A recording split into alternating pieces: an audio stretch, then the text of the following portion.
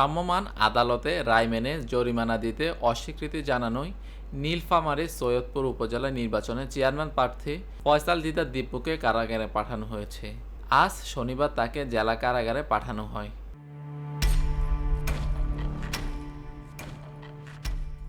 এর আগে শুক্রবার জীবন্ত ঘোড়া নিয়ে নির্বাচনী প্রচারে অংশ নেওয়ার অভিযোগে তাকে 40,000 টাকা জরিমানা, অনাদায়ী 1 মাসের কারাদণ্ড দেন ভ্রাম্যমাণ আদালতের নির্বাহী ম্যাজিস্ট্রেট ও উপজেলা সহকারী কমিশনার আমিনুল ইসলাম।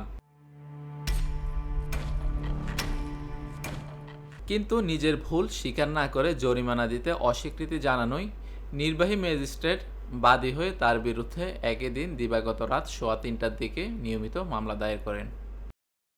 দণ্ডিত ফয়সাল দিদার দীপু জাতীয় পার্টির কেন্দ্রীয় কমিটির যুগ্ম ছাত্র বিষয়ক সম্পাদক। তিনি সৈয়দপুর উপজেলা পরিষদ নির্বাচনে চেয়ারম্যান পদে ঘোড়া প্রতীক নিয়ে প্রতিদ্বন্দ্বিতা করছেন। পুলিশ সূত্রে জানা যায়, শুক্রবার চেয়ারম্যান প্রার্থী ফয়সাল দিদার দীপু শহরের শহীদ তুলসীরাম সড়কে ঘোড়ার গাড়ি করে প্রচারণায় অংশ নেন। এই সময় সেখানে উপস্থিত হন ভ্রাম্যমাণ আদালত। পরে নির্বাহী ম্যাজিস্ট্রেট আমিনুল ইসলাম ভ্রাম্যমাণ আদালত বসিয়ে 2016 সালের নির্বাচনী আচরণবিধি অনুসারে জীবন্ত প্রাণী নিয়ে নির্বাচনী প্রচারণা চালানোর অপরাধে তাকে 40,000 টাকা জরিমানা করেন। অনাদায়ে তাকে 1 মাসের বিনাশ্রম কারাদণ্ড দেওয়া হয়। News desk, TBC news.